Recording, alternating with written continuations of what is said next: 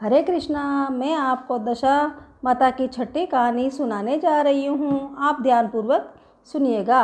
एक घर में देवरानी जेठानी थी। उनके कोई संतान नहीं होती थी। वे मेहनत मजदूरी करके पेट पालती थी। एक दिन सवेरे सवेरे गांव में आग लेने गई, परंतु किसी ने उनको आग नहीं दी।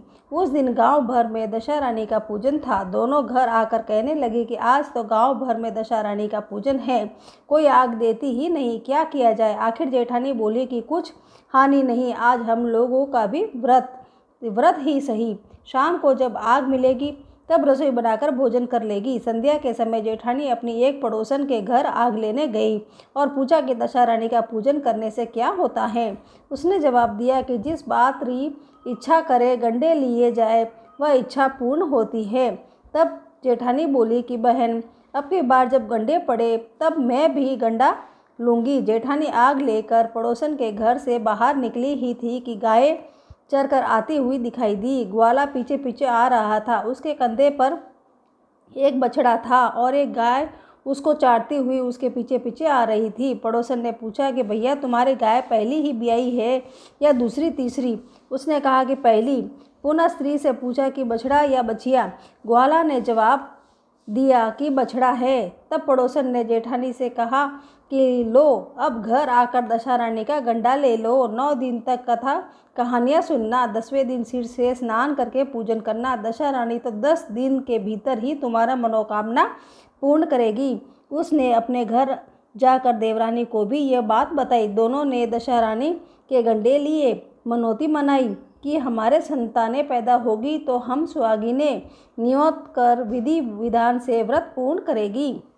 देवरानी जेठानी दोनों ही गर्भवती हो गई। 9वें महीने 9 दिनों के बाद ही दोनों ने के गर्भ से 2 सुंदर बालक जन्मे। देवरानी ने कहा कि लड़के होने पर जो सुहागिने न्योतने की मनौती की थी उनको न्योता देना चाहिए। जेठानी ने कहा कि अभी ऐसी क्या जल्दी पड़ी है, जब लड़के बड़े होंगे उनकी सगाई होगी उसी दिन सुहागिने न्योत देंगे। लड़के बड़े हो गए, उनका सगाई संबंध भी पक्का हो गया। फिर भी जेठानी ने सुहागिनों को नहीं न्योती। उसने कहा कि जिस दिन लड़कों की भवरे पड़ेगी उसी दिन सुहागिने न्योत कर उत्सव के साथ पूजा की जाएगी।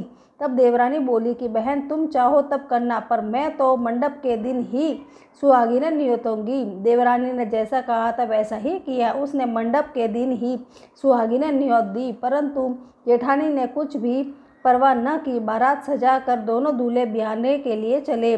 जिस लड़के की माता ने मंडप के दिन सुहागिने न्योती थी उसका तो विवाह बड़ी धूमधाम से पूर्ण हो गया, परंतु जिसकी माता ने सुहागिने नहीं न्योती थी उसको ठीक भावरों के समय दशा रानी के बीच मंडप से हर कर ले गई। दूल्हा को एकदम गायब होते देखकर कन्या दोनों पक्षों में हाहाकार मच गया। लड़की की माता बड़े संकट में पड़ गई। अब यह अधब्याही लड़की किसके सिर मंडी जाएगी। पास पड़ोस की चतुर स्त्रियों ने लड़की के माता को समझाया कि और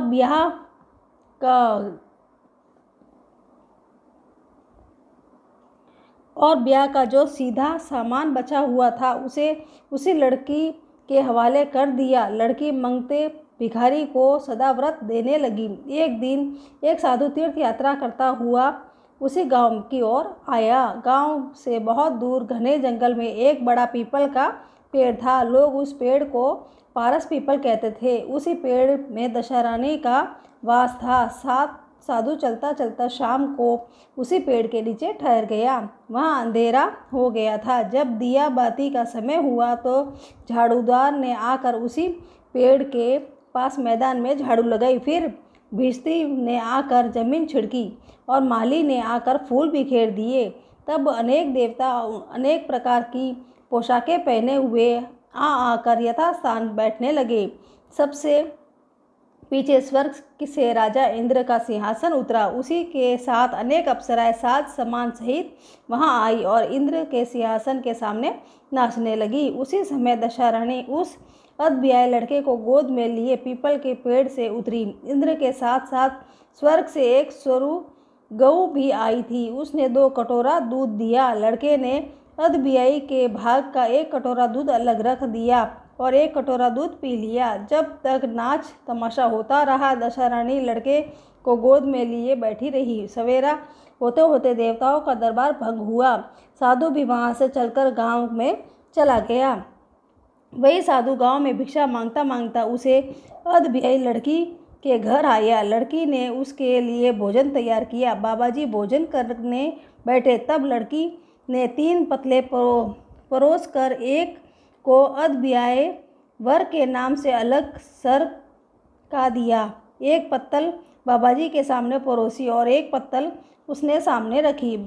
बाबा जी ने अपने आप कहा, वाह, आज तो बात वहाँ देखने में आई थी, वही बात यहाँ भी देखने में आ रही है। लड़की ने पूछा, क्या बाबा जी? बाबा ने बात बतलाते हुए कहा, हम वैरागी लोग ऐसी अनेक बातें कहा करते हैं, तुमको इन बातों में क्या प्रयोजन है? तुम तो भोजन करो। लड़की हट कर गई। फिर भी बाबा चुप रहे। तब लड़की बोली कि आप साधु हैं, मैं सती हूँ। आप या तो अपनी बात का भेद बताइए या मेरा श्राप लीजिए। तब बाबा ने रात का सारा हाल उसे बता दिया। उसने बाबा के साथ उस पीपल के पास जाना निश्चित किया। बाबा आगे आगे चले, लड़की उनके पीछे हो चली। अब बाबा लड़की को पारस पीपल के पास छोड़कर चले गए। जब संध्या हुई तब नित्य की तरह झाड़ूदार ने झाड़ू लगाई, बिस्ती ने जमीन छिड़की, माली ने फूल बिखराए। राजा इंद्र आए और परियों का नाच गाना होने लगा। उसी समय दशा रानी पीपल पर से उतर कर दरबार में बैठी। लड़के ने सूरा गाय से दूध लिया और उसने अधब्याई का कटोरा अलग रख कर ज्यों ही अपना कटोरा मुंह में लगाया, त्यों ही लड़की कटोरा हाथ में लेकर वर के सामने आ गई। वह बोली कि अपना भाग लेने के लिए मैं उपस्थित हूँ, सेवा भी करूँगी। तब वह बोला, मैं दशा रानी की सेवा में रहता हूँ, अभी मुझे दरबार में जाकर उन्हीं की गोद में बैठना होगा। यदि तुम मुझको चाहती हो तो दशा रानी को प्रसन्न करके उनसे मुझको मांग लो। लड़का दशा रानी की गोद में जा बैठा। लड़की अप्सराओं के साथ नाचने लगी। तब सवेरा हुआ। तब दशा रानी ने कहा कि यह नई नाचने वाली लड़की बहुत नाची है। उन्होंने कहा कि तुमसे मैं प्रसन्न हूँ, मांगो जो कुछ भी मांगना हो। लड़की ने दशा रानी से वचन ले लिया कि मैं जो मांगूँ सो पाऊँ।